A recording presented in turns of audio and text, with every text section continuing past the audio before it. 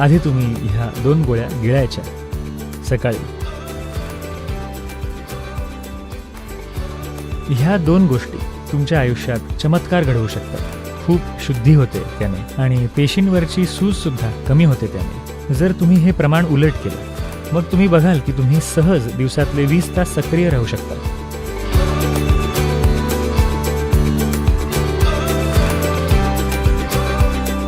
मी आज खूप खुश आहे की आजच्या दिवसाची सुरुवात मी तुमच्याबरोबर नाश्ता करून करतेय, जो खूप खूप मजेशीर दिसतोय. तुम्ही दिवसाची सुरुवात अशीच करता का? हो, आपण जेव्हा अन्न खातो तेव्हा सर्वात महत्त्वाची गोष्ट म्हणजे आपण हे समजून घेतलं पाहिजे की ह्या अन्नानेच आपलं शरीर घडतं. एका स्तरावर पाहिलं तर आपलं मुख्य इंधन आहे दिवसभर कार्य करण्यासाठी. जेव्हा मी मुख्य इंधन म्हणतो, काही आणखी वेगळे पैलू आहेत, जसं की पाणी, हवा, सूर्यप्रकाश. तर अन्न खाण्याचा संपूर्ण आयाम ह्या दोन्हीमध्ये संतुलन आणण्याचा आहे. की काय जास्त आहे तुमच्या आयुष्यात? तुमच्या आयुष्यात जर तुम्ही ठराविक प्रकारचं अन्न खाल्लं तर 70% ऊर्जा तुम्हाला लागणारी तुम्ही खात असलेल्या अन्नापासून मिळेल. ह्याचा अर्थ नक्कीच तुम्ही दिवसातून 6 ते 8 तास झोपून राहाल. ह्याचा अर्थ तुमच्या जीवनाचा 1/3 तुमचा डाऊन टाईम चालू आहे. तुमचं 1/3 जीवन गेलं काय घडतंय ते कळण्याआधीच. तर जर तुम्ही तुमच्या खाण्याच्या सवयी बदलल्या, आणि ह्याचे आणखी काही पैलूसुद्धा आहेत, एक यौगिक बाजूसुद्धा आहे, पण जर तुम्ही अशा प्रकारे खाल्लं तर तुम्ही पाहाल की तुम्हाला लागणाऱ्या अन्नाचं प्रमाण खूप कमी होईल. तुम्हाला काही फक्त इथे आहे तेच खायची गरज नाही, पण त्यानंतर जरी तुम्ही काही खाल्लं तरी तुम्ही किती खाताय ह्याचं प्रमाण नक्कीच कमी होईल आणि तुमची सूर्यप्रकाश, हवा आणि पाण्यातून ऊर्जा मिळवण्याची क्षमता वाढेल. आत्ता सध्या जसं की मी म्हणालो, बहुतेक लोकांसाठी 70% ऊर्जा अन्नातून येते. जर तुम्ही हे प्रमाण उलट केलं की 30 ते 40% अन्नातून मिळतंय, बाकीचं उरलेल्या 3 गोष्टींमधून, मग तुम्ही बघाल की तुम्ही सहज दिवसातले 20 तास सक्रिय राहू शकता, अगदी सहजपणे, आणि तुम्ही जास्त जगाल. कारण सगळेजण जास्त वर्ष जगण्याचा विचार करत आहेत, पण तुम्ही दिवसातले जास्त तास जगणं जास्त महत्त्वाचं नाहीये का? नक्कीच. पण एवढंच आहे का की आणखी काही घेता तुम्ही नाश्त्यामध्ये? तर साधारणपणे आणखी एक फळ असतं, डाळिंब म्हणा. आणि जर मला शारीरिक श्रम पडणार असतील, असं म्हणा की जाऊन एक गोल्फचा डाव खेळणार आहे, कारण तिथे 18 होल्स मी चालत जातो, त्या गाडीतून जात नाही, तर मग कदाचित मी काही कर्बोदकांची त्यामध्ये भर घालीन. एखादी इडली किंवा चपाती किंवा आणखी काही गहू, तांदूळ किंवा बाजरी ह्यापैकी कुठल्या तरी गोष्टीची आम्ही भर घालतो, जेणेकरून पुरेशा प्रमाणात कर्बोदके मिळतील शारीरिक श्रमासाठी. पण जर मी फक्त जास्त बौद्धिक कृती करणार असेन आणि शारीरिकदृष्ट्या मी फार फिरणार नसेन, एका जागी बसून असणार असेन, मग एवढंच. आणि कदाचित एक ग्लास काहीतरी पीन.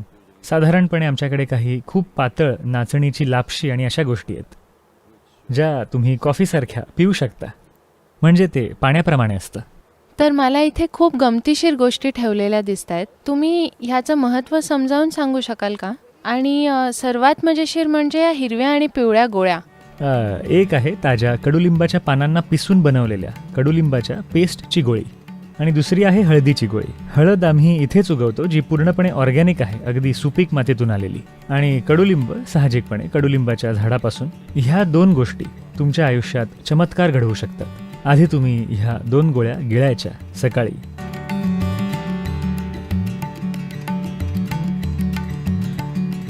दहा 15 मिनिटांसाठी थांबायचं, जेणेकरून ते शरीरात पसरेल, कारण ह्या 2 गोष्टी तुमच्या पोटाच्या आतल्या त्वचेची सूज कमी करेल आणि सगळे अनावश्यक बॅक्टेरियासुद्धा मारू शकतं. जर काही जंतू असतील तर ह्याने त्याची स्वच्छता होते आणि ते चेहऱ्यावर एक प्रकारचं तेज आणतं. आता मी का चमकत नाही हे विचारू नका. तुम्ही तर कायमच चमकत असता. तर मी काहीच खाल्लं नाहीये, हे रिकाम्या पोटीच खायचं असतं ना? हो, रिकाम्या पोटी. आणि थोडंसं पाणी प्या त्यावर, खूप नाही, जेणेकरून ते पसरण्यासाठी पुरेसं पाणी असेल.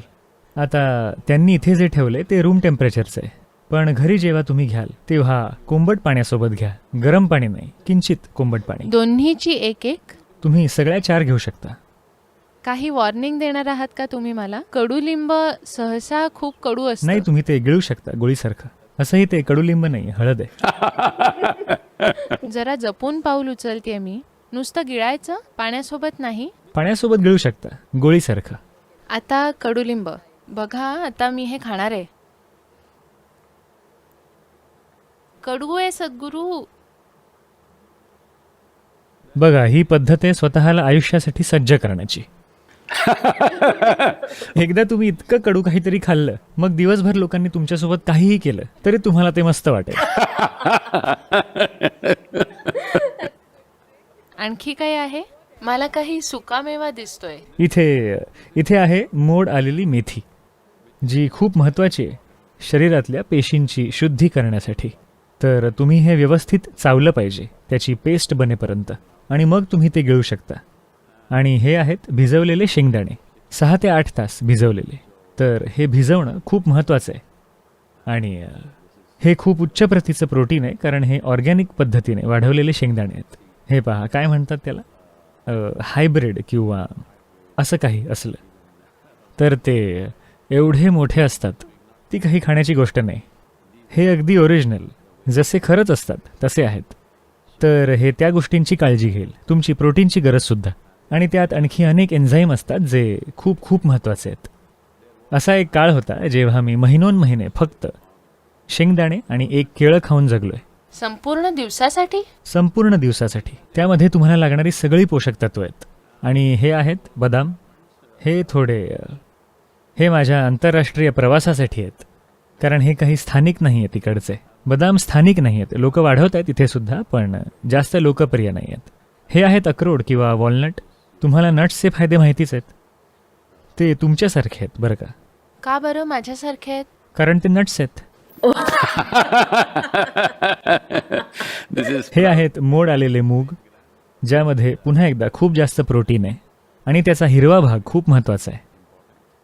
आणि बदाम भिजवलेले असणं खूप महत्त्वाचं आहे, आणि त्याचं साल काढलं पाहिजे, कारण ह्या प्रकारच्या नट्सची स्वतःची संरक्षण यंत्रणा असते. ज्या क्षणी तुम्ही ते पाण्यात भिजवता, आता त्या बीजाला वाटू लागतं की त्याला पेरलं जाणार आहे. आपण त्याला निराश करणार आहोत, पण त्याला वाटतं की त्याला पेरलं जाणार आहे, मोड येणार आहे, त्याचं झाड होणार आहे, आणि त्याची स्वतःची स्वप्न आहेत. तर जेव्हा त्याला मोड येतात तेव्हा काय होतं की त्यामध्ये एक प्रकारचं कॅन्सरला कारण बनेल असं एक रसायन असतं त्या दाण्यामध्ये, जे वर येऊन जमा होतं अगदी सालाच्या खाली, जेणेकरून किडे त्याला खाणार नाहीत. किडे आणि मुंग्या त्यावेळी त्याला खाणार नाहीत. म्हणून तुम्ही ते भिजत घातलं पाहिजे. त्याला असं वाटू दे की ते मोठं होणार आहे, आणि मग साल काढून टाका. आणि मग तुम्ही बघाल ते कॅन्सरला कारणीभूत रसायन निघून गेलेलं असेल. अन्यथा जेव्हा तुम्ही बदाम तसाच खाता तेव्हा तुम्ही ते रसायन नकळतपणे खात असता. ओ, मला माहीतच नव्हतं याबद्दल. आणि मी 10 मिनिटं थांबलं पाहिजे हे खाण्याआधी, बरोबर? नाही, खाऊ शकता तुम्ही. ठीक आहे, सुरू करते मी बदामाने सुरू करते. तुम्ही मेथी खात नाही आहात, ती सुद्धा कडू आहे. हो का? आणि ती खूप चांगली आहे. खूप शुद्धी होते त्याने, आणि पेशींवरची सूजसुद्धा कमी होते त्याने. खूप महत्त्वाची आहे. असं काही आहे का जे खाणं टाळावं? आलू पराठा, छोला bhatura. What is that? Sabudana. Butter chicken. Thank you. Thank you very much. Thank you.